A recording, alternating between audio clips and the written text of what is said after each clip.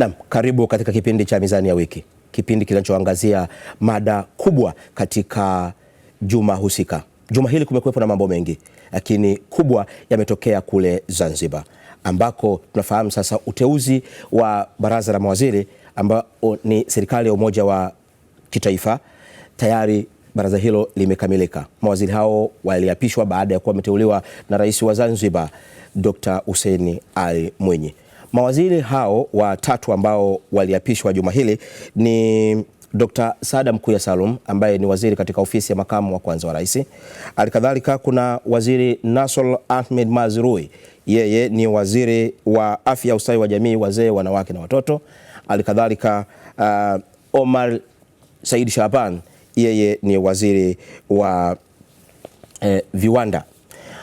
Lakini vile vile juma hili pia limeshuhudia kuteuliwa na kuapishwa kwa makamu wa kwanza wa rais Othman Masoud Othman, na kwa mantiki hiyo anachukua nafasi iliyoachwa wazi na Maalim Seif Sharif Hamad ambaye alifariki dunia Februari 17 mwaka huu. Hiyo ndiyo mada yetu ya hii leo, kuangalia serikali ya umoja wa kitaifa. Makamu wa rais amepatikana, lakini kadhalika mawaziri watatu na kukamilika kwa baraza la mawaziri. Hiyo ndio mada yetu ya Mizani ya Wiki hii leo, na hapa studio kulizungumza hili kwa ukubwa wake tumemwalika Profesa Ibrahim Lipumba. Yeye ni mwenyekiti wa chama cha wananchi CUF. Karibu sana Profesa Lipumba. Asante, nashukuru sana. Naam. Alikadhalika tunaye Ahmad Rashid Mohamed. Tunafahamu yeye sasa hivi yuko katika chama cha ADC, ni mwenyekiti, lakini tunafahamu kwamba aliwahi pia kushika nafasi ya waziri kati ya mwaka 2015 na 2020, akishika nafasi mbili. Mojawapo aliyomaliza nayo ni waziri wa afya. Na kwa njia ya mtandao kutoka kule Zanzibar tutakuwa naye makamu wa kwanza wa rais wa Zanzibar. Tunayo heshima kuwa nawe katika kipindi hiki. Karibu sana. Asante sana bwana Kajagi. Naam. Na kwa kuanza kipindi hiki tuanzie kwa makamu wa kwanza wa rais ndugu Othman Masoud Othman. Uteuzi huu wa makamu wa kwanza wa rais wa Zanzibar ukichukua mahali pa Maalim Seif Sharif Hamad, ni uteuzi ambao uliutarajia?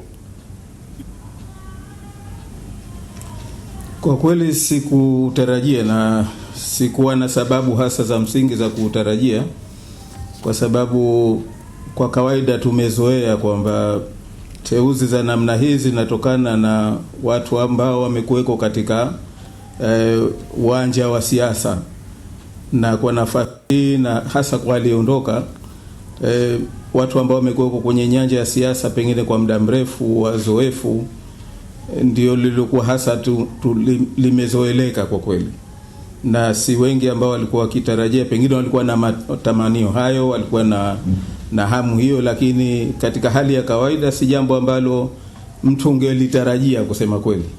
Kwa hivyo hata kwangu mimi sikulitarajia, lakini baadaye, baada ya kuona shauku ya wananchi mbalimbali, niliona linaweza likaja, lakini mwanzo kabisa si kitu ambacho nilikitarajia kwamba kingeweza labda kikatokea.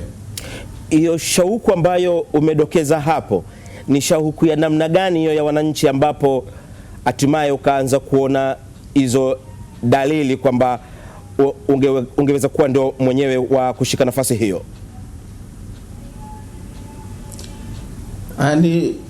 Kwanza sikuweko kwenye siasa, huo ni ukweli, lakini nimeshiriki katika shughuli mbalimbali za zinazohusiana na siasa, pengine katika ngazi zaidi ya kitaalamu, si kisiasa hasa. Nimeshiriki katika kongamano mbalimbali ambazo zilikuwa zimeandaliwa hasa na chama cha ACT Wazalendo, lakini jambo ambalo nilishiriki kwa njia peke yake ambalo pengine lilinifanya watu wanielewe zaidi ni suala la utayarishaji wa ilani ya uchaguzi wa mwaka 2020 ya chama cha ACT Wazalendo.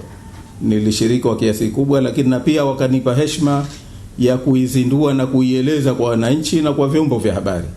Kwa hivyo nadhani kwa kupitia njia hiyo watu wengi wakaona kwamba inawezekana, na ukichukua labda na uzoefu wa nyuma utumishi wangu katika serikali, kwamba ni mtu naweza kufikiriwa katika hilo. Kwa hivyo nilikuwa napata salamu kutoka kwa watu mbalimbali, wazee, vijana, akina mama, kuhusiana na hili. Na mimi nilikuwa mara nyingi naambia, lakini sasa mimi simo katika mfumo huo, au simo katika uwanja huu. Kusema kweli ni kitu ambacho sioni kitatokea katika utaratibu gani. Kwa hivyo nilikuwa nimeiona hiyo shauku kwa njia hizo, kusema kweli. Naam, utazingatia kwamba wakati wewe ulikuwa katika ngazi ya kitaalamu zaidi kama ulivyodokeza hapo, na ukuwa mstari wa mbele katika nafasi za kisiasa, watu ambao wanajitokeza kuonekana kwenye vyombo vya habari, kwenye mikutano na kadhalika. Walikuwepo watu ambao ni wazoefu sana katika siasa hiyo ya mstari wa mbele, na wawili nikiwataja, Juma Duna Haji, lakini pia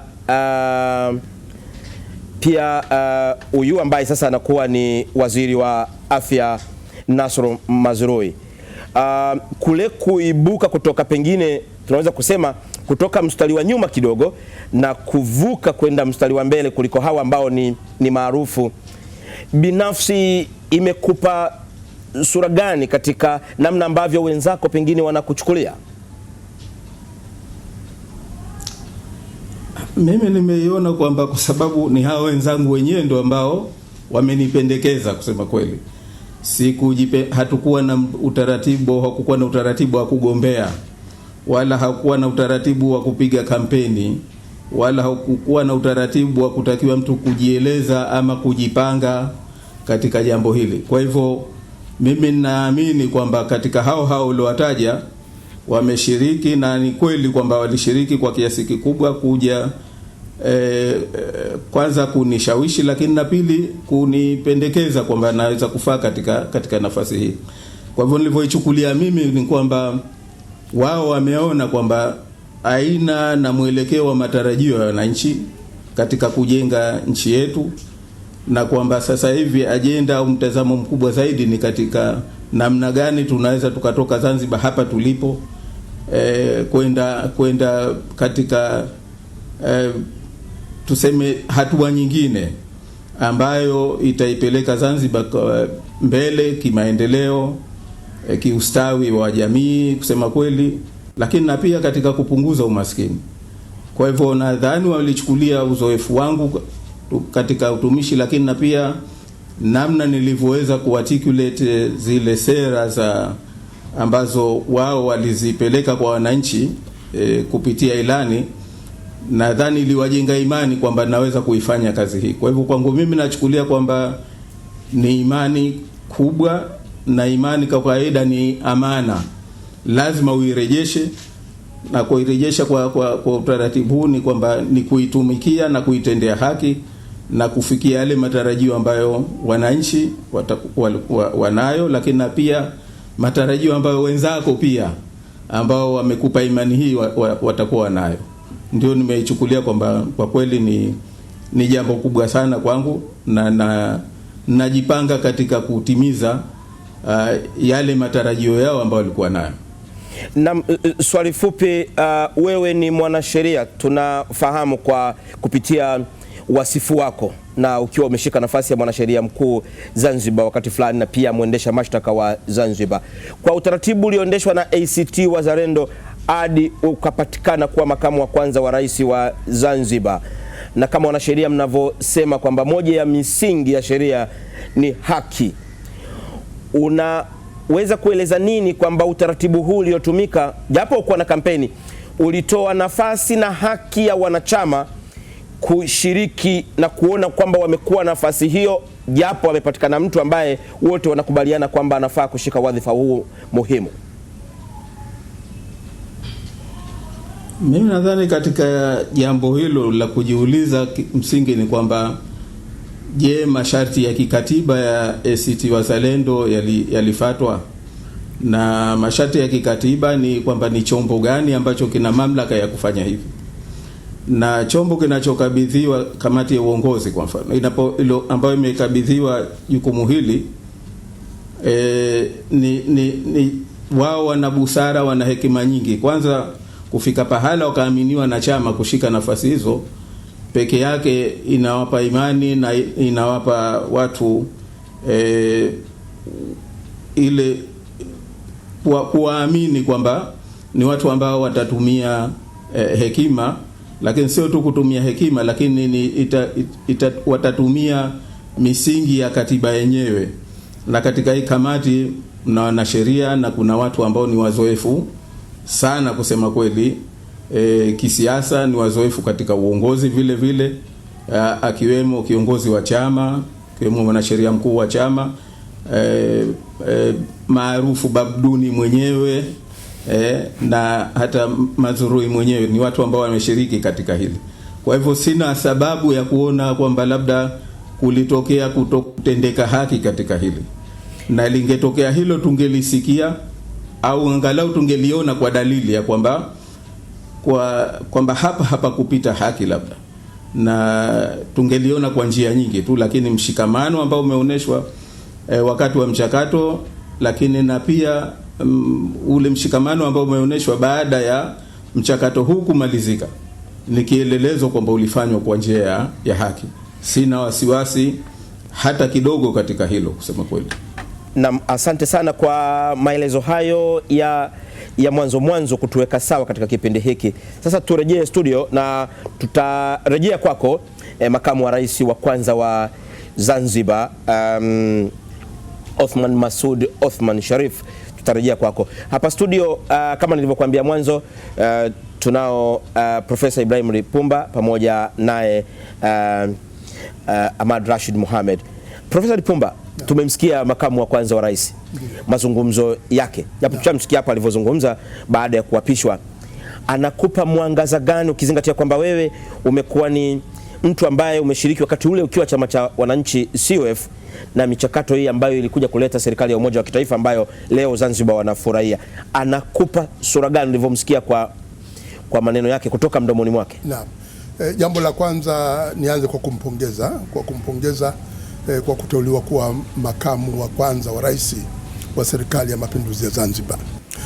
Na pili niweze kushukuru kwamba ni yeye ambaye ameteuliwa, ni kijana, ana nguvu na ni mtu ambaye Maalim Seif akimwamini, na alipokuwa ndani ya serikali, nakumbuka wakati wa zoezi zima la mchakato wa kupata katiba mpya ya Jamhuri ya Muungano wa Tanzania, Othman Masoud kama mwanasheria mkuu wa serikali aliweza kuiwakilisha Zanzibar vizuri na kuweza kutetea maslahi ya Zanzibar ndani ya Jamhuri ya Muungano vizuri, na wakati mwingine ilimpa matatizo kidogo wakati ule, lakini kwa kweli alikuwa na msimamo ambao unaonesha wazi aliweka Zanzibar na kutetea maslahi ya Zanzibar ndani ya Jamhuri ya Muungano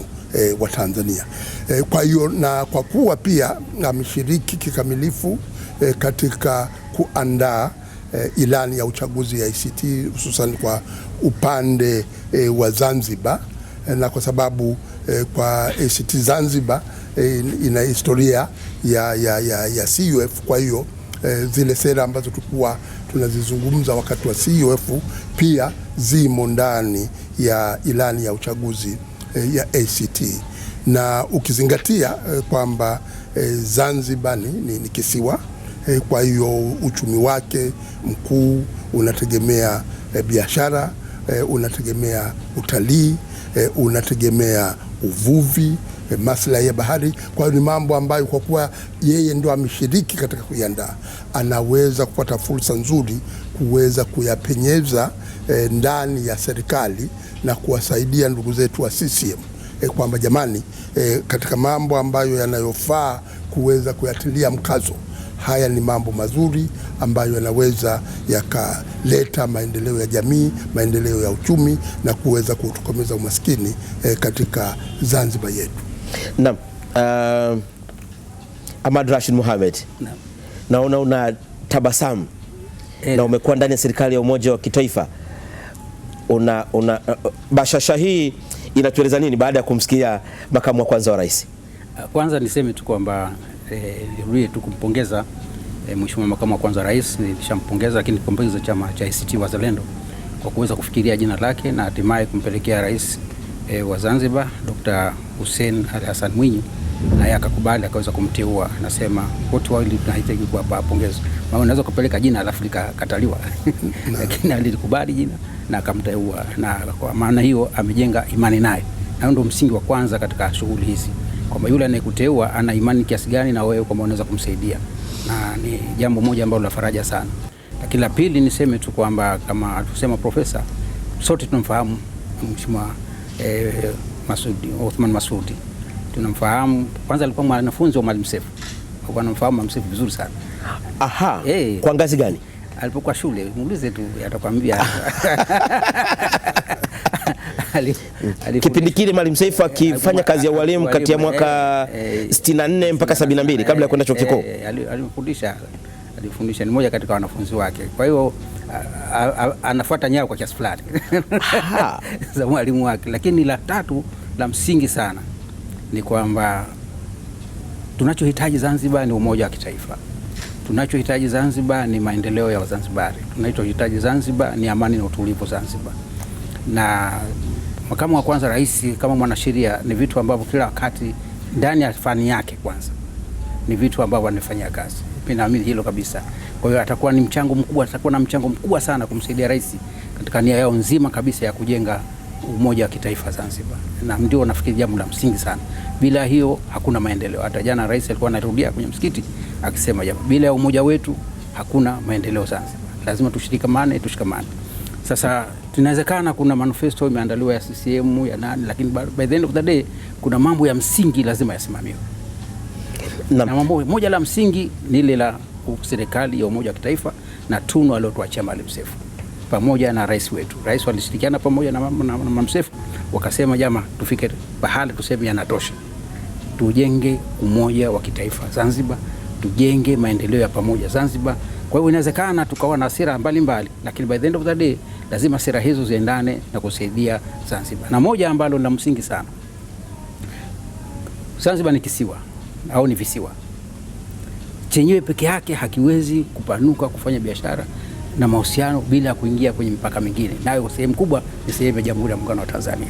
Nafikiri hili ni eneo muhimu sana la kuweza kulifanyia kazi. Na kwa fani alionao makamu wa kwanza rais na kishirikiana na serikali ya umoja wa kitaifa, hili lazima walikabili kwa sababu kwanza liko ndani ya katiba. Katiba ya Zanzibar ya Jamhuri ya Muungano wa Tanzania inatambua kabisa uwepo wa serikali ya mapinduzi ya Zanzibar. Kwa hivyo fursa ambazo zitatolewa lazima zitolewe tukizingatia kwamba Zanzibar inazo haki zake kama Zanzibar, bara ina haki zake kama bara, lakini kwa pamoja tuweze kuzitumia fursa hizo kwa pamoja. Hili linahitaji kufanywa kazi haraka sana. Vinginevyo hali ambayo ilivyo sasa hivi ya kiuchumi ilivyo, bila kutanua huu wigo wa kufanya biashara, bila kutanua wigo wa uwekezaji utakotokea Zanzibar, bila kuwa na soko la uhakika, kutakuwa na tatizo kubwa sana. Si sehemu hii mimi nasema makamu wa rais ni sehemu, ni uwanja wake mkubwa sana, na mimi nafikiri ataweza kumsaidia rais na serikali kwa ujumla kuweza kufanikiwa. Naam. Turejee kwa makamu wa kwanza wa rais Othman Masoud Othman. Uko nasi bila shaka. Kama nilivyotangulia kusema mwanzo kwamba kitaaluma ni mwanasheria na nimepata nafasi ya kupitia wasifu wako, nikauona umeshiba. Kisoma Dar es Salaam, chuo kikuu cha Dar es Salaam, baadaye ukisoma kule nchini Uingereza, lakini ukisoma nchini Italia na ukibobea sana katika masuala ya hati miliki na masuala ya ubunifu. Kwa hali ya Zanzibar na jinsi ambavyo umehusika kama mtaalamu, hii taaluma yako ya kisheria katika masuala ya ubunifu na kulinda haki za ubunifu na haki miliki, kuna maeneo ambayo unayaona ya moja kwa moja ambayo utaalamu wako unaweza kwenda kusukuma na kuhakikisha kwamba kunakuwa na mabadiliko ya kuleta ufanisi na ustawi wa jamii ya watu wa Zanzibar?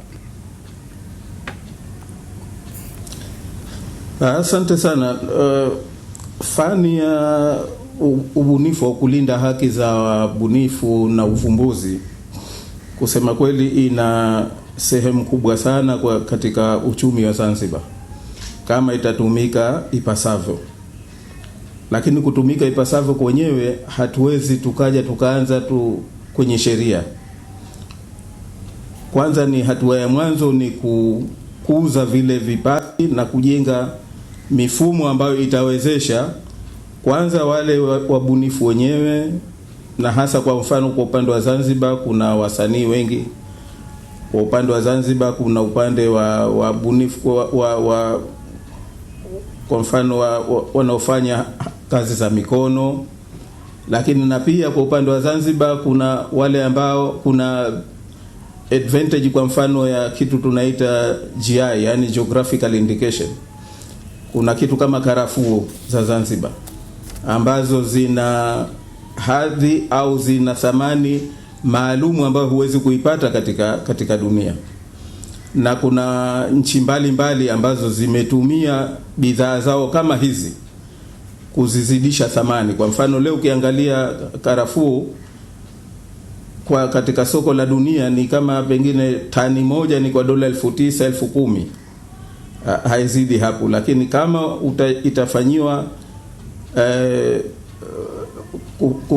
kuendelezwa kwa mfano na kujenga utaratibu na ikalindwa kwa njia hii tunaoita GI, basi karafuu hii ina uwezo wa kupanda thamani mara 4 mara 5 zaidi, pengine ikaweza kuuzwa kwa tani karibu dola 30,000 40,000. Sasa hii ni eneo moja ambalo, na ukatazama uchumi wa karafuu kwa Zanzibar, pamoja na kwamba sasa hivi ukiangalia mchango wake ni mdogo, ukiangalia wakulima wenyewe wa karafuu kipato wanachokipata na uzalishaji wenyewe wa karafuu kusema kweli umeshuka sana.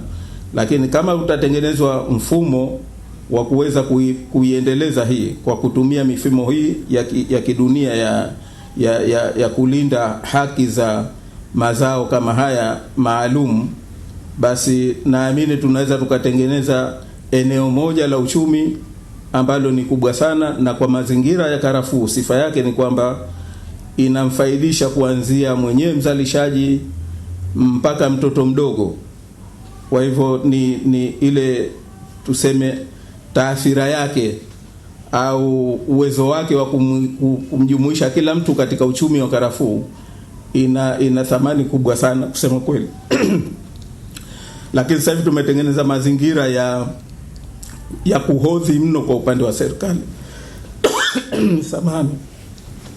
Kwa hivyo hili ni eneo moja ambalo linaweza lakini na kuna maeneo mengine mengi ambayo tunaweza tukayaendeleza kwa kutengeneza mifumo na kuwashajisha watu wetu wakaweza kutumia hii mifumo ya kidunia ipasavyo kwa ajili ya kupata manufaa makubwa ya kiuchumi kusema kweli.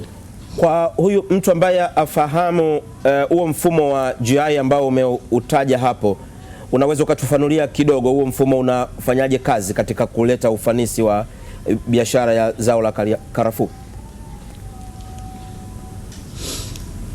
Asante sana, na ni kweli kwamba ni jambo la kitaalamu kidogo, lakini kwa ufupi ni kwamba inavyoaminika na ilivyo kisayansi hasa ni kwamba, kwa mfano, embe inayozalishwa Morogoro, pengine kuna aina fulani ya embe inayozalishwa Morogoro, pengine huwezi kuipata embe ile kwa namna yote popote duniani kutokana na mazingira pahala ilipozalishwa, na pengine ina thamani kubwa sana. Kuna nchi kwa mfano Ceylon ambao wana chai ambao wanazalisha ambayo huwezi hata ukizalisha namna gani unaweza kuipata chai ya ladha ile pahala pale tu peke yake. Kuna kitu ambacho nadhani kinajulikana na wengi, champagne. Champagne si jina la kile kinywaji chenyewe. Champagne ni jina la pahala ambapo inazalishwa nchini Ufaransa, zile zabibu mpaka ambazo zinatengenezwa ile champagne na bali na vitu vyake vingine. Sasa mtu ambaye atumie neno champagne au atumie neno la bidhaa ile, ni lazima awe ametimiza masharti yale. Kwa hivyo, kwa mfano, karafuu ya Zanzibar inavyoaminika ni kwamba ilivyo ni tofauti na karafuu zote zinazozalishwa duniani. Kwa hivyo tukifika pahala tukaipa jina na tukaipromote kwamba hii ni karafuu ya Zanzibar, yani Zanzibar Clove, tunaweza tukaiuza kwa brandi hiyo kwa thamani kubwa sana, kwa sababu hata watajua ladha yake, watajua ubora wake, na kila wakiona packet imeandikwa Zanzibar Clove, maana yake wanajua hii kweli ni karafuu kutoka Zanzibar. Haitoki kutoka Indonesia, haitoki kutoka India, haitoki kutoka Kenya, inatoka Zanzibar peke yake. Sasa huu ndio utaratibu naita, yani geographical indication, kwa maana ya kwamba hii inatoka pahala pa eneo la kijiografia maalum linalotambulika. Sasa utaratibu huu ndio nasema unahitaji maandalizi, lakini mnapofika pahala mkaweza kuutumia kidunia, ni wazi kwamba unao uwezo wa kuiongeza karafuu ya Zanzibar thamani katika soko la dunia kwa mara 4 zaidi kuliko hivi ilivyo sasa. Na hii ina involve zile process zenyewe za kuifanyia mchakato ule wa kuifanyia kuifungasha, na hata namna ya kuiwekea alama zake vile vile. Kwa hivyo haya ni mambo ambayo kusema kweli yakifanyika ni eneo moja ambalo linaweza likawa na manufaa makubwa kwa Zanzibar. Hili ulilolisema hili la GI linafanana kwa namna yoyote ile au kuhusiana na lile linalotumika mathalan kwenye upande wa madini ambayo inaitwa CO, Certificate of Origin, ambako ni cheti cha kutambua pahali halisi ambako bidhaa kama madini yametoka? Ni vitu ambavyo vinashabihiana kwa namna moja ama ya pili? Na ni kweli ulivyosema kwamba hizi namna ya kuzipa authenticity, sijui Kiswahili tusemeje, bidhaa mbalimbali ziko katika mifumo mbalimbali.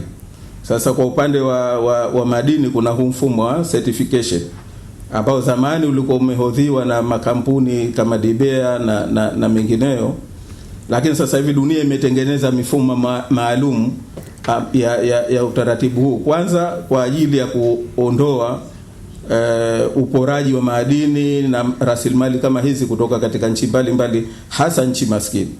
Kwa hivyo kwa kiasi fulani ni kweli ni mfumo ambao unafanana, mfumo huu wa certification ya madini na mfumo huu wa bidhaa za hasa za kilimo ambao unatumia mfumo wa tunasema GI, yani geographical indication. Na tumelisikia hili bahati kwamba profesa ni mtu wa uchumi mbobezi, na unasikia hili jambo ambalo linaweza kuwa na manufaa makubwa. Unalichukuaje kutoka kwenye kauli ya makamu wa kwanza wa rais ili hasa akizungumza mahsusi kuhusu karafuu?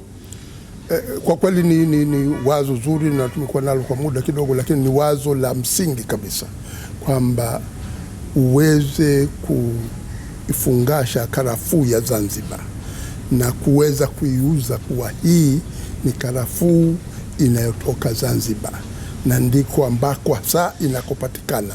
Kwa hiyo ile kusema kwamba inatoka Zanzibar yenyewe inakuwa inaipa chati ile karafuu, kwa sababu asili ya karafuu kwa muda mrefu Zanzibar ndio ilikuwa inazalisha karafuu kwa wingi na ni kisiwa maalum.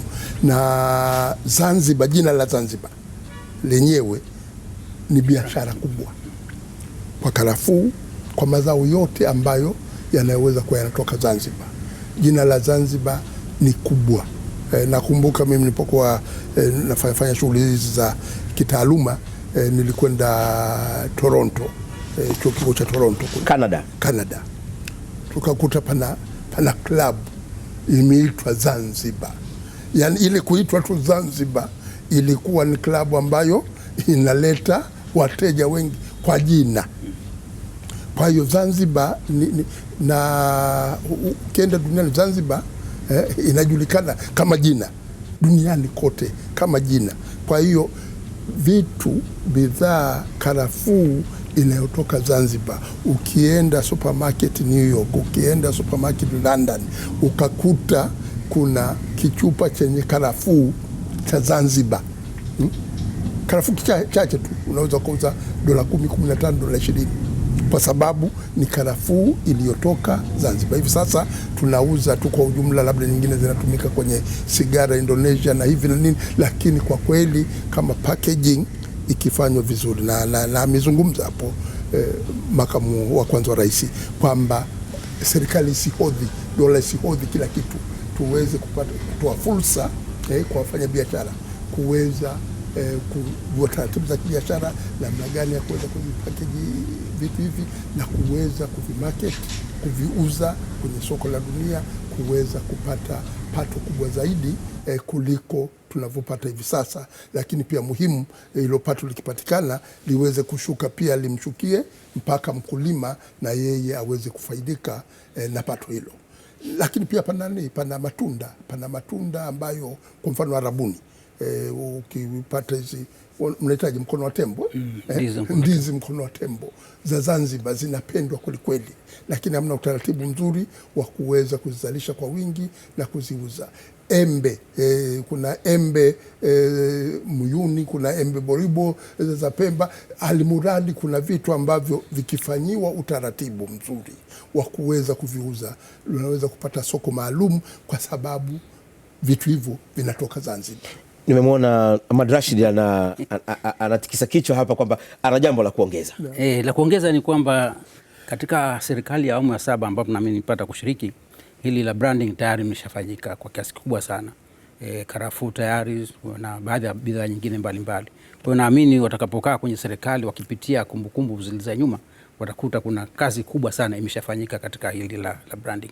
Na nakumbuka tuliwahi hata kumwalika wakati niko waziri wa kilimo, mkurugenzi wa FAO alikuja akaangalia manjano ya Zanzibar, akasema ukichukua jina la Zanzibar kama alivyosema profesa, jina la Zanzibar peke yake na hii manjano hii ni pesa nyingi sana duniani. Kwa hiyo ni kweli kabisa haya mazao ukiweza kuyatengeneza na kutumia jina la Zanzibar. Hata ukienda Washington kuna restaurant moja pale Ethiopia mmoja kafungua anatumia jina la Zanzibar. Haikosi watu hata siku moja kwa jina tu. Kwa hiyo ni kweli jina la Zanzibar linauzika ulimwenguni. Zanzibar ni gateway, mimi nasema ni mlango.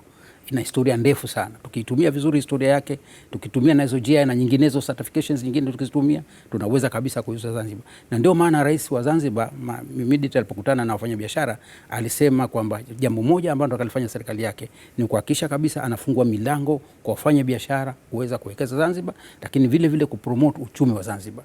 Kwa hiyo nafikiri mlango umeshafunguka kwa sababu serikali moja kitaifa tayari imekamilika na nia nzuri tayari serikali imeweka. Mimi nafikiri kuanzia pameshapatikana.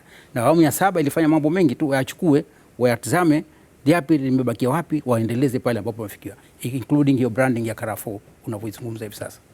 Naam, mtazamaji wa Mizani ya Wiki, kipindi hiki cha hii leo kinazungumzia masuala ambayo yametokea juma hili, lakini kubwa ambalo liko katika mjadala huu ni kukamilika kwa uundaji wa baraza la mawaziri wa serikali ya mapinduzi Zanzibar au serikali ya umoja wa kitaifa Zanzibar, wakiwa wameteuliwa na kuapishwa mawaziri watatu, lakini vile vile akiteuliwa na pia kuapishwa makamu wa kwanza wa rais wa serikali ya mapinduzi Zanzibar ya umoja wa kitaifa. Huyo ni Othman Masoud Othman ambaye anachukua mahali pa Maalim Seif Sharif Hamad ambaye alifariki dunia Februari mwaka huu, Februari 17. Na makamu wa rais wa kwanza bado yuko kwenye tunaye bado kwenye mjadala huu, na kama nilivyotangulia kukuambia pia studio tunaye Profesa Ibrahim Lipumba na vile vile Ahmad Rashid Mohamed. Turejee tena kwa makamu wa kwanza wa rais. ukiangalia kabla hujaingia katika serikali kwa makamu wa kwanza wa rais, Rais Dr. Hussein Ali Mwinyi amekuwa na shughuli miezi kadhaa michache ya mwanzo hii tangu alivyoingia baada ya uchaguzi mwishoni mwa 2020. Kwa jinsi ambavyo ameanza, manake umekuwa ukiangalia wewe ukiwa nje ya serikali, unaweza ukazungumziaje hii miezi ya kwanza kabisa ya uongozi wa Dr. Mwinyi katika mambo ambayo ameanza kuyapa kipaumbele na namna ambavyo anafanya kazi zake? Ni kweli kama ulivyosema kwamba tokea ameingia ofisini Rais wa Zanzibar Mheshimiwa Dr. Hussein Mwinyi amekuja na mambo mbalimbali ambao pengine kwa wengi watakubali kwamba yanatoa mwelekeo seme mwelekeo chanya wa kule tunakoelekea, lakini na pia ni hatua ambazo nyingi amechukua zimewapa watu matumaini, na hili ndio jambo la muhimu sana kusema kweli. Kwa hivyo na mimi nilikuwa naona kwamba hatua ambazo ameanza kuzichukua kusema kweli ni hatua sahihi kuelekea kule ambako Zanzibar inataka kuelekea. La kwanza, ukiangalia mfumo wa serikali alioanzisha au muundo wa serikali alioanzisha, kwa kiasi amejitahidi sana kubana na kuweka mfumo ambao kwanza utaweza kujielekeza katika zile ajenda ambazo anataka kuzitekeleza. Kwa mfano, suala la kuanzisha wizara mahsusi ya uwekezaji, lakini na pia kuweka mkazo katika uchumi wa buluu. Ni mambo ambayo mtu yote yanatoa message ya kwamba anataka kuelekea wapi. Lakini na hatua kubwa ambazo amezichukua na ambazo ameendelea kuzichukua na anazizungumzia mara kwa mara ni suala la hili la kupambana na ufisadi. Hili amejipambanua kwamba katika hili kusema kweli hatokuwa na muhali na hatokuwa mwoga katika kuchukua hatua. Sasa hili ni jambo la muhimu sana, kwa sababu kwa Zanzibar ambako inakotaka kuelekea, hata huko inakotokea, wakati mwingine imekuwa tatizo kwamba pengine rasilimali zinapatikana kwa njia ngumu kidogo. Kwa mfano, unapokupata mikopo kama mikopo iliyopatikana katika miradi mikubwa hii ambayo inatekelezwa Zanzibar, lakini sasa rasilimali hii hasa mnapokuwa nchi maskini, kitu cha msingi kusema kweli ni namna ambavyo mnataka kuzitumia kwa njia ambayo italeta tija. Sasa ikitokea kwa wasiwasi wa kwamba haikutumika katika njia ile, mnakuwa mnarudi nyuma sana. Mnarudi nyuma kwa njia mbili. Kwanza, hamkupata kile ambacho mlichokitarajia, lakini na pili, mnaanza sasa kutafutana. Mnapoteza muda mwingi kutafutana nani kafanya nini, nani kakua wapi. Hasa hili ni jambo linapoteza mnapokuwa katika mazingira kama Zanzibar. Hamna muda wa kupoteza kusema kweli. Kwa hivyo hili lilikuwa ni jambo la muhimu sana. Lakini jingine ambalo amekuwa akilieleza kila anapopata fursa ni suala la umoja wa kitaifa, suala la maridhiano, kwa sababu ni kweli historia ya dunia imetuambia nchi zote, sidhani kama kuna nchi ambayo haina matatizo ya misuguano ama ya kijamii kwa namna mbalimbali, hasa katika nchi za Afrika, lakini hata Asia tukiangalia.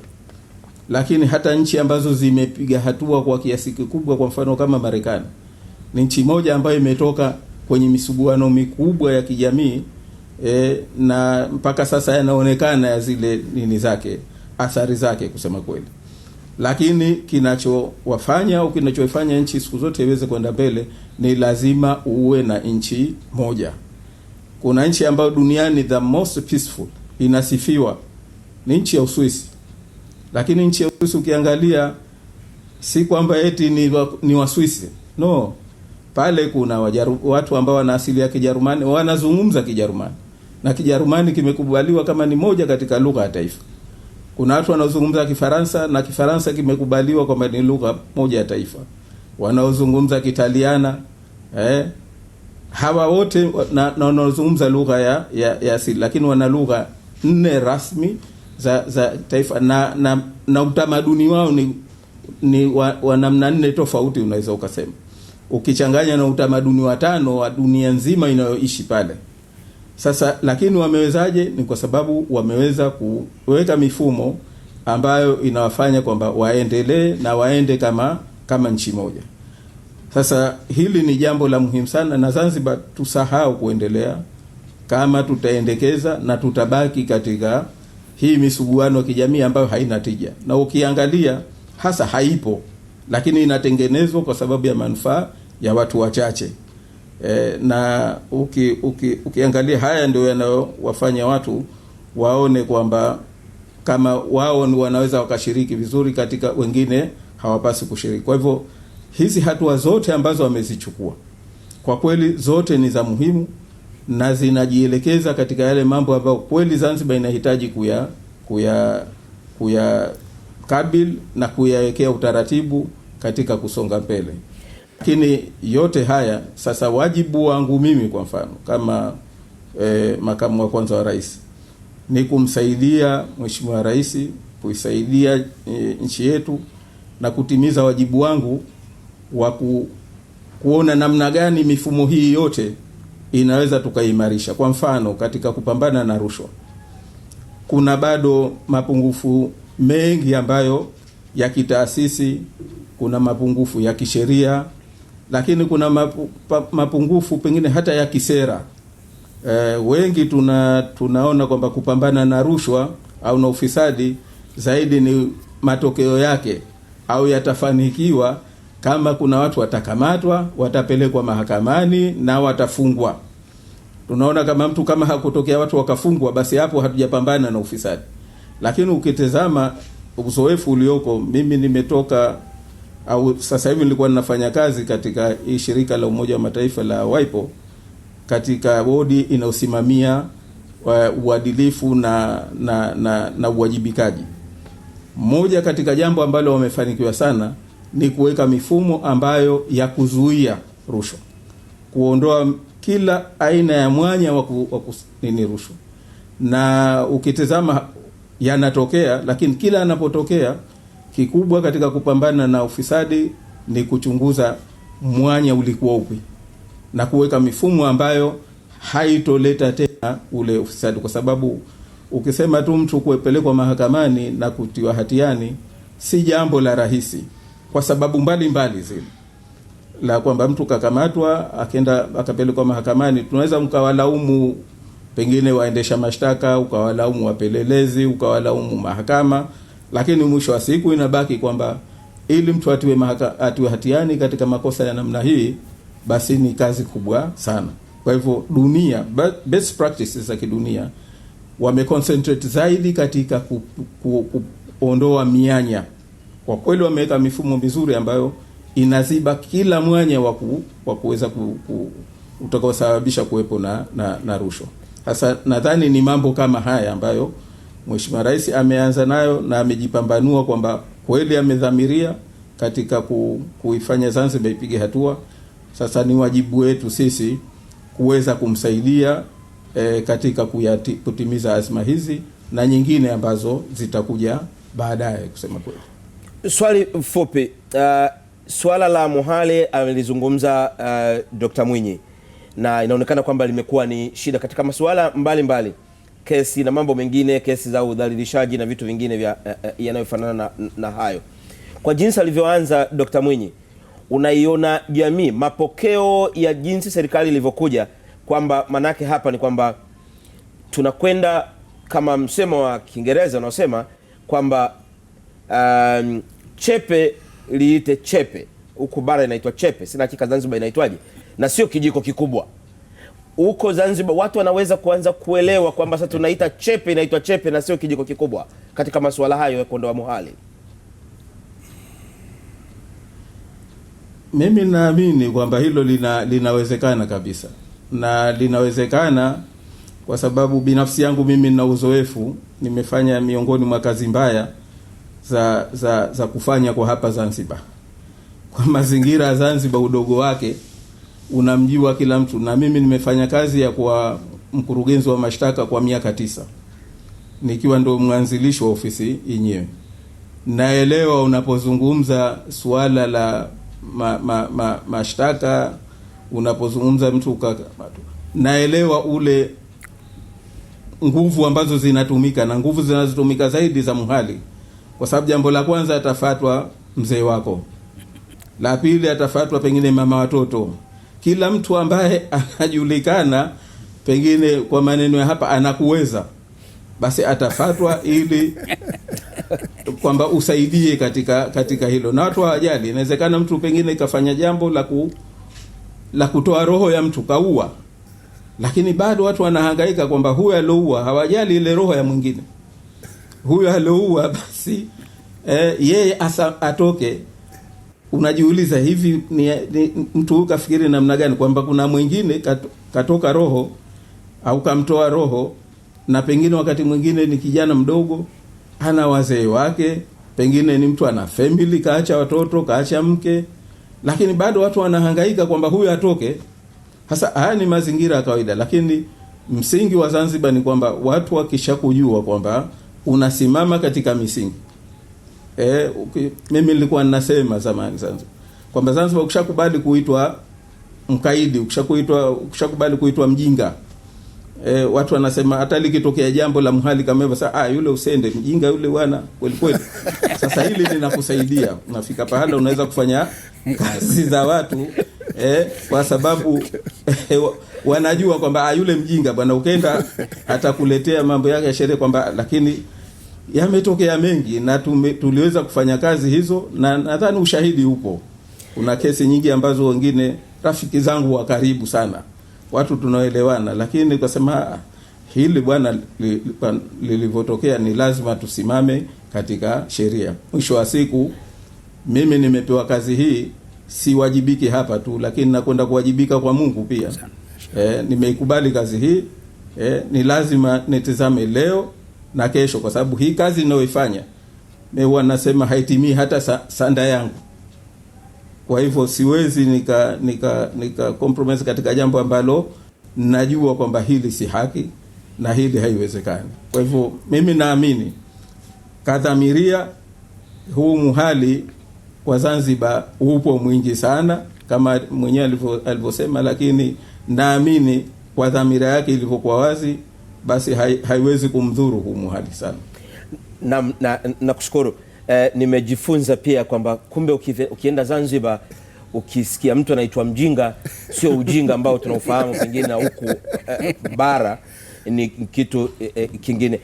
Ili jambo uliwahi kulishuhudia kiasi gani Profesa Lipumba ukiwa katika chama cha CUF ambacho kilikuwa kina pia na kina mizizi sana kule Zanzibar?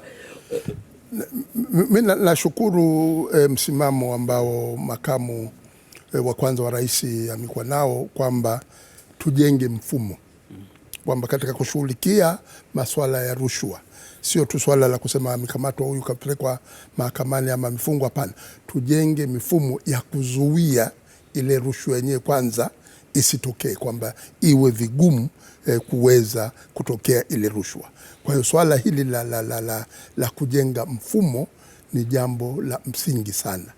Na kwa kuwa makamu wa kwanza wa rais ndio katika viongozi wakuu tulionao ndani ya Jamhuri ya Muungano wa Tanzania, naomba pia kwa kweli aweze kuchukua fursa hiyo ya kuweza kuwa ndani ya serikali ya Zanzibar yale mambo ambayo yalikuwa bado yanatupa matatizo katika masuala mazima ya kujenga mfumo. Kwa mfano kupata katiba ya Jamhuri ya Muungano wa Tanzania ambayo inatokana na maoni ya wananchi wenyewe. Tusitegemee tu kwamba nani leo rais ndio mambo yaende sawa sawa. Hapana, ile mfumo na katiba ndio sheria mama, ndio inayokupa msingi wa mfumo wa kuwajibika, msingi wa mfumo wa kupambana na rushwa. Hili zoezi la kupata katiba yenye misingi mizuri ya demokrasia, yenye misingi mizuri ya uwajibikaji. Hiyo ajenda, na yeye hatutegemei jibu hapa, lakini hiyo ajenda yeye aweze kutumia nafasi yake kuweza kuisukuma, kwa sababu anaijua vizuri sana. Lakini jambo ambalo linanipa matumaini ni hili la kusisitiza kwamba katika kushughulikia haya mambo ya kijamii na katika kushughulikia masuala ya muhali, kwamba muhimu sana kujenga mfumo ulio mzuri, mfumo wa uwajibikaji ambao unafanya bila kujali nani yupo pale, lakini kwamba mambo yaweze kuenda kwa kufuata taratibu. Mambo ya rushwa tuweze kupambana nayo, kwa sababu pana mfumo unazuia utoaji na upokeaji wa rushwa. Naam. Ahmad Rashid, hili linazungumzwa katika lugha tofauti kabisa ambayo Wazanzibari hawajazoea, swala la kuondoa mwari, na wewe unaishi nao, ni ndugu zako, umekulia pale, pamoja na kupata misukosuko ya hapa na pale ya kisiasa. Linawezekana hili analozungumza Dr. Mwinyi na analozungumza makamu wa rais wa kwanza Othman Masoud Othman la kuondoa mwari, unaona mwangaza wa kuliondoa na kwenda katika njia tofauti kabisa? Maana ni kama tunachonga barabara mpya. Kwanza niseme tu kwamba jambo lolote linakwenda kama kichwa kiko sawa sawa. Tulikuwa na marehemu Mzee Karume tukotoka kwa nyuma, na tulifanya mambo mengi makubwa sana, kwa sababu mwenyewe alikuwa vision yake, alikuwa very clear, alikuwa anasimamia. Na ndio maana anajenga confidence kwamba hata wakati Mzee Mwinyi, Mzee Dr. Shein ameondoka, kazi moja aliyofanya kabla ni kutengeza mifumo, jenga taasisi nyingi sana. Sasa kazi iliyobaki pale sasa ni viongozi kuweza kuisimamia ile mifumo ikafanya kazi. Labda nikupe mfano Luhai. Mimi nilikuwa mwenyekiti wa kamati ya Public Accounts Committee, lakini vile vile nilipata bahati kuwa kwenye GOPAC ambapo ni chama cha wabunge kinasimamia mambo ya rushwa. Moja ambalo tumegundua katika ununuzi ndio kwenye sehemu kubwa sana ya rushwa kwenye manunuzi. Kwa hiyo tukajifunza kwamba kama tukitatundia utaratibu wa electronic system iliyoko sasa hivi, ile pesa tunazungumzia ya bunge ya muungano, tukitumia utaratibu wa manunuzi ya mitandao unaweza kupunguza tatizo kubwa sana la rushwa. Na nakumbuka tukaenda mpaka Dubai ambao wana kitu wanaita Tejari, walianzisha organization kama hiyo. Tukakuta pale Emirates ilikuwa inanunua uniform zao kwenye kampuni ile ile. Siku walipoingia kwenye mitandao kutangaza tenda, kampuni ile ile iliteremka kwa 40%. Tukaenda hospitali, kuna kijana wetu mbahati nzuri tunafahamu pale, akasema sisi tulikuwa tunanunua madawa kutoka hospitali fulani. Baada ya kutangaza utaratibu huu wa electronic procurement, yani ni mnada wa wazi, saa 48 mnapata matokeo, 58% kampuni ile ile iliteremka. Tukamkuta rais mmoja kutoka Ethiopia alipita pale, alitaka kununua television nini computers 800. Kampuni ya Dell ambayo ndio ilitaka kumuuzia yenyewe ilipoigundua kama unaingia kwenye mtandao waliteremka by 30%, na muda wa kutoa supply kwa maana ya bei ile waliokuwa wamepanga. Exactly. Tukachukua wale watu wakaja hapa, tukafanya training mara 3. Tukafanya training kwenye bunge la muungano, tukafanya training kwenye baraza la wakilishi kutengeza mfumo wa electronic procurement. Na nakumbuka kabisa Mheshimiwa Mkapa siku namwambia Mrahamu aliko, nikamwambia Mheshimiwa tumkabidhi ile document tumefikia hapa, akasema ni transfer kwa Mheshimiwa Kikwete. Na Mheshimiwa Kikwete nikamwambia Mheshimiwa Kikwete, bwana, electronic procurement ndio solution ya matatizo haya. Bahati nzuri nashukuru katika serikali ya awamu ya 7 tumeweza kuingiza Zanzibar electronic procurement kama ni sehemu moja ya kuweza kupambana na rushwa. Kwa hiyo nakubaliana kabisa swala la mifumo hii ukitengeneza vizuri, unaweza kabisa ukapambana na rushwa kwa kiwango kikubwa sana. Sio hiyo, hata kwenye afya tunasema prevention is better than cure. Kwa hivyo ukichukua hatua za kudhibiti, unawezekana haya maambukizi tunayozungumza leo na nini, kama tungechukua hatua za kudhibiti kwenye tiba, kwenye kinga, basi matiba inakuwa ndogo sana. Kwa hiyo nakubaliana kabisa na Mheshimiwa Makamu wa Rais, kuna hitaji kusimamia mifumo imetengenezwa. Na nataka niseme jambo moja, na hili nafikiri ni jambo la msingi sana. Mwaka 1983 Mwalimu aliniambia jambo moja. Akanambia, Ahmad, katika jambo la msingi la kusimamia, simamieni sana mifumo. Ukiwa nani wakati huo? Nilikuwa naibu waziri wa mambo ya ndani ya nchi. Simamieni mifumo. Mkiibomoa mifumo, mtakuwa hamwezi kupata serikali endelevu. mtakuwa mnatazama mtu leo kaja, kesho kaondoka na kadha, mfumo haufanyi kazi. Simamieni mifumo, simamieni bunge vizuri, simamieni taasisi zenu za mahakama vizuri, simamieni vyombo vyenu vya sheria vizuri, iwe ni mfumo. Ukitokea mtu yote anataka kuvuruga mfumo, unamshughulikia. Tumeona Marekani mfumo ulivyowashughulikia wenzetu. Naam, turejee kwa makamu wa kwanza wa rais. Na jambo moja ambalo ulikuwa tayari ni mtu mkubwa, ni mwanasheria mkuu wa Serikali ya Mapinduzi Zanzibar, lakini ikawa ni jambo kama ambavyo likakutambulisha zaidi kwamba huyu mtu anasimamia jambo gani. Na naliuliza hili kwa sababu Profesa Lipumba ametaja kuhusu habari ya katiba. Katika bunge la katiba ukizungumza jambo ambalo ukaonekana kama vile ni tofauti kabisa na wenzako na watu wengine wakahamaki ulivyozungumza vile, ukiwa katika nafasi ya mwanasheria mkuu wa Serikali ya Mapinduzi Zanzibar. Ili jambo kilichotokea, uliwahi kuwa na fikra tofauti kwamba pengine ungefanya tofauti, unachokumbuka kile, na pengine na kamsukosuko ambako baadaye ukapoteza ile nafasi ya mwanasheria mkuu wa Zanzibar? Asante. Katika lile, kusema kweli, hapakuwa na namna ya kufanya kitu tofauti, na katika kilini mwangu haijawahi kunipitikia labda nilifanya kitu pengine kilichokuwa hakikuwa sahihi, kwa sababu wakati nilipoona mambo hayaendi vizuri, nilichukua njia ambayo kwa kawaida busara inakutuma, wanasema mimi bora nijiweke pembeni, na nilichukua hatua hiyo. Lakini baadaye nikarudi baada ya kuona kumbe kile nilichokizungumza mwanzo kweli kina mantiki. Labda kuwakumbusha kwamba mambo yote yalikuwa yanapikwa kwenye kamati ya uandishi, na kwenye kamati ya uandishi kuna mambo mengi ambayo mimi niligundua hayakwenda sawa.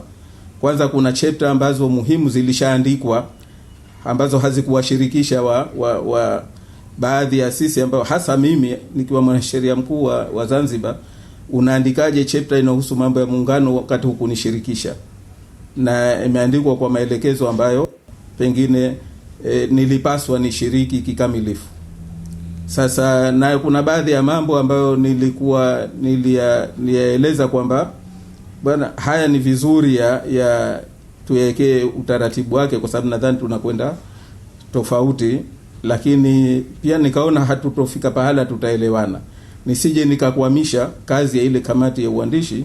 Kwa hiyo nikaamua mimi, kwa sababu niliteuliwa kwa jina langu, si kwa nafasi yangu, nikaamua kukaa pembeni.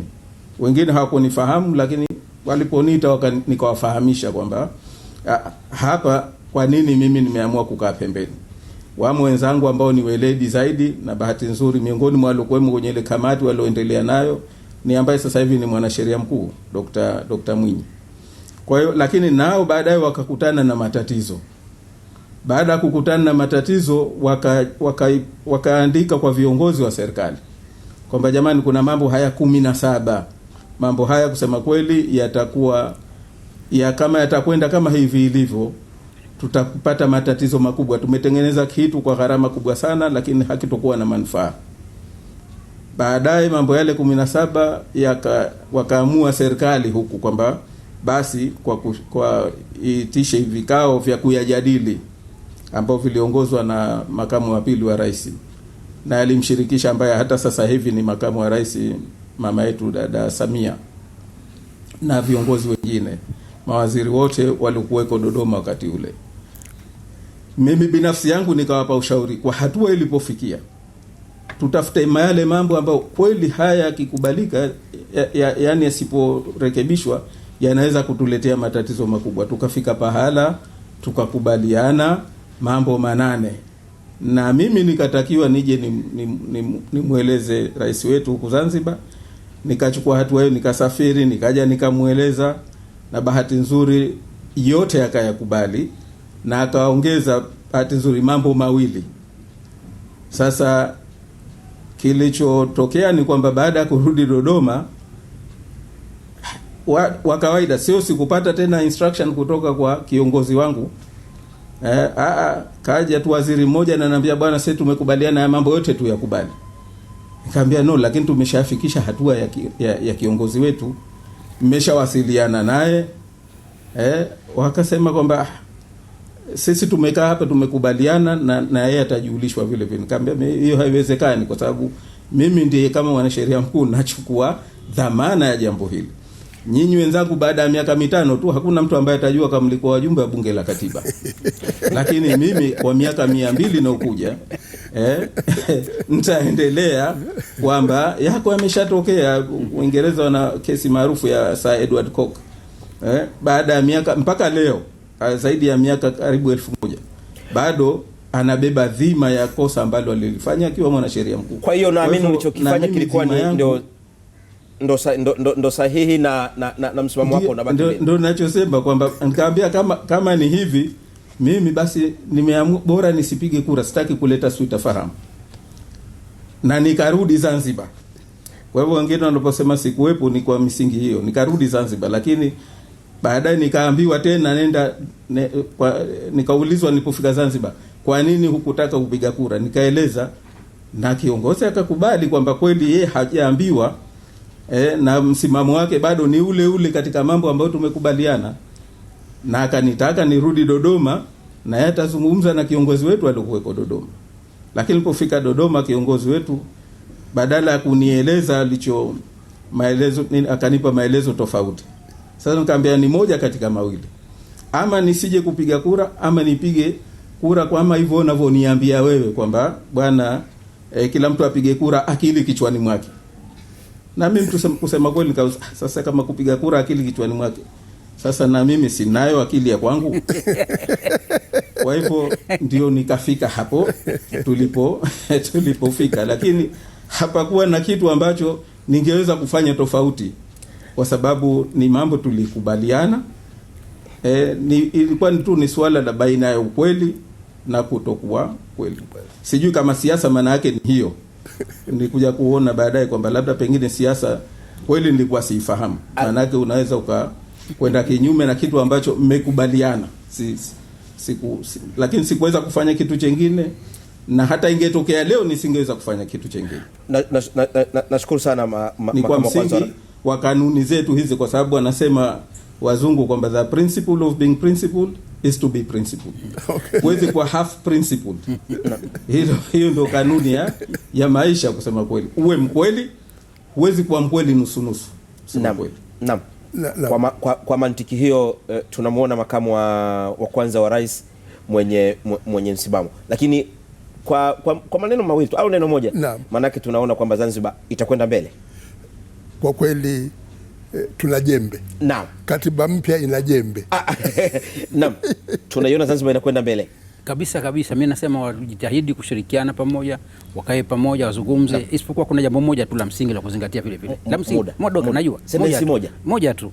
Ni kwamba kila jambo lina wakati. Mzee Mwinyi alisema hivi, kila msitu na komba wake. Asante. Naam. Kwa nukta hiyo na sentensi ya Ahmad Rashid Mohamed, mwenyekiti wa ADC lakini aliwahi kuhudumu kama waziri katika serikali ya mapinduzi Zanzibar kuanzia 2010 mpaka 2015. Tumekuwa naye Profesa Ibrahim Lipumba, mwenyekiti wa chama cha wananchi CUF, anafahamu sana Zanzibar akiwa katika hiyo CUF kabla viongozi wengine wajaenda katika chama cha ACT Wazalendo. Lakini tumekuwa naye makamu wa kwanza wa rais Othman Masoud Othman Sharif kwa njia ya mtandao, tukiunga naye vizuri kabisa kutoka pale Maisara Zanzibar, tukizungumzia serikali ya mapinduzi Zanzibar ikikamilisha uteuzi wa mawaziri pamoja na kupatikana kwa makamu wa kwanza wa rais akichukua mahali pa Maalim Seif Sharif Hamad alifariki dunia Februari 17. Umekuwa nami Florian Kaijage, nikushukuru kwa kuchagua kuangalia kipindi hiki na kituo hiki. Asante na siku njema.